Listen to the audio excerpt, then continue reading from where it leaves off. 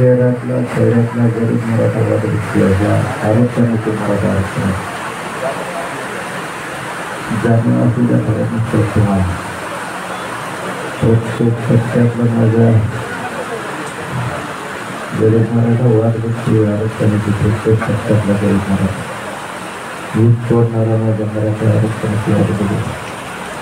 त्याचा अपराध दिवस कष्ट करून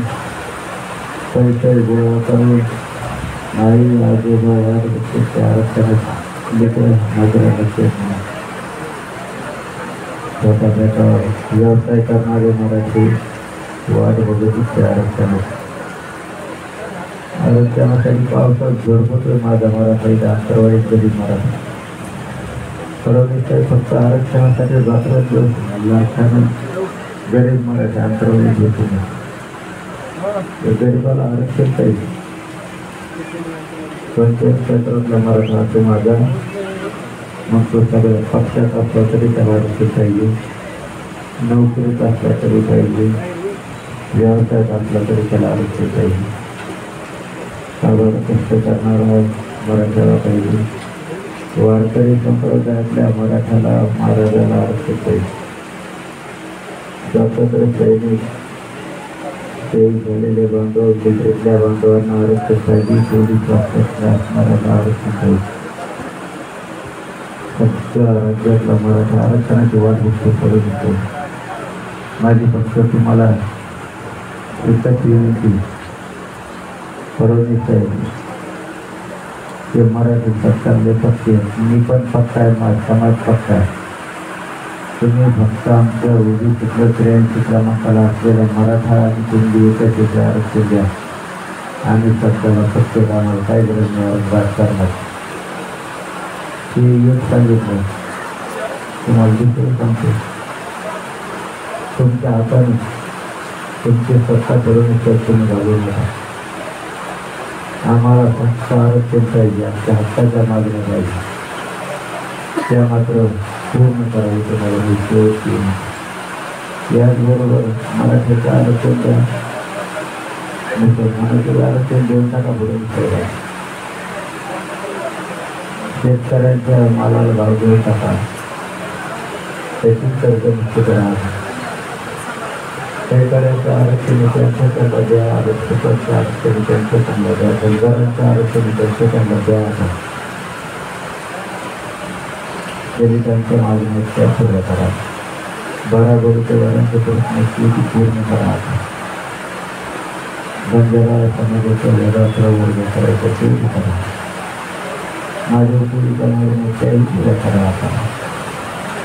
वडार समाजाच्या आरक्षणाचा प्रश्न ते पण मार्ग करा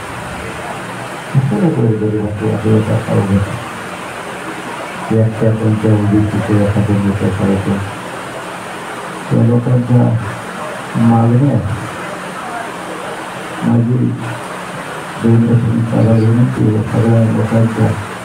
मागण्या तुम्ही आता पूर्ण करा आणि माझ्या महाराष्ट्र समाजाला सांगतो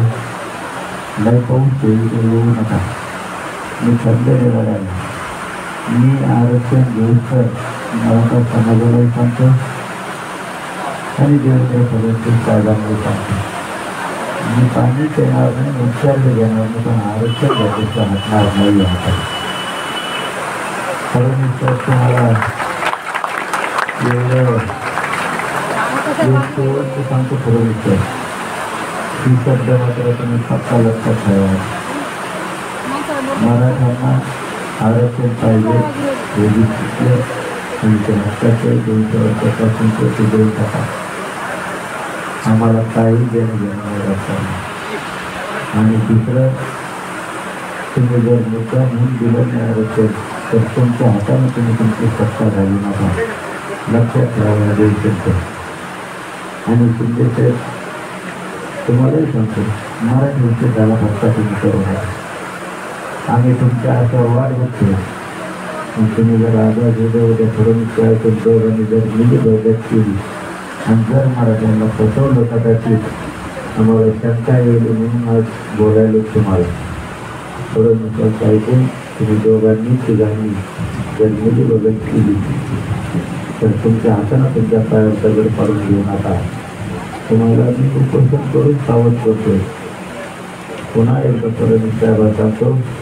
माझ्या समाजाला आरक्षण पाहिजे, तुमचे लवकर द्या. दुसरं, तुमच्या हातानं तुमची सत्ता तुम्ही घालून बसू नका. आणि माझ्या मराठा समाजात सांगणं, पाऊस येऊ नका इकडे, मी आहे तुमचा मुलगा म्हणून लढायला थंडी लय जोड पडतो नका इकडे, थंडी पावसात भिजू नका. शांत आपण आपल्या गावात राहा, शांतता बाळगा. हे राज्य शांत राहू द्या, यांना दंगे करायच्या होऊन देऊ नका.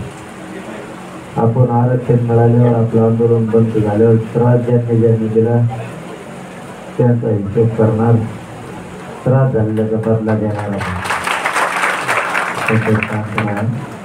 सगळेजण कुठं काही उद्रेक करू नका, शांत राहा. सगळेजण राज्यातला मराठा शांत राहा. तिकडं पावसात पाण्यात येऊ नका. आणि अंतरवाडीतल्या लोकांनाही सांगतो, मराठा समाज तर खाणार नाही, गावाकडे ते येणारच इकडे राज्यभरातून. आपले घर उघडे ठेवून जा पावसा पाण्यात, किंवा काही दारापुढं मोठमोठे काही तात्काळ काही गोत्रे तर काटा त्यात उभा राहतात. किती येऊ नका म्हणलं तर ऐकायचं नाही आपल्याला. काळजी घ्या सगळे.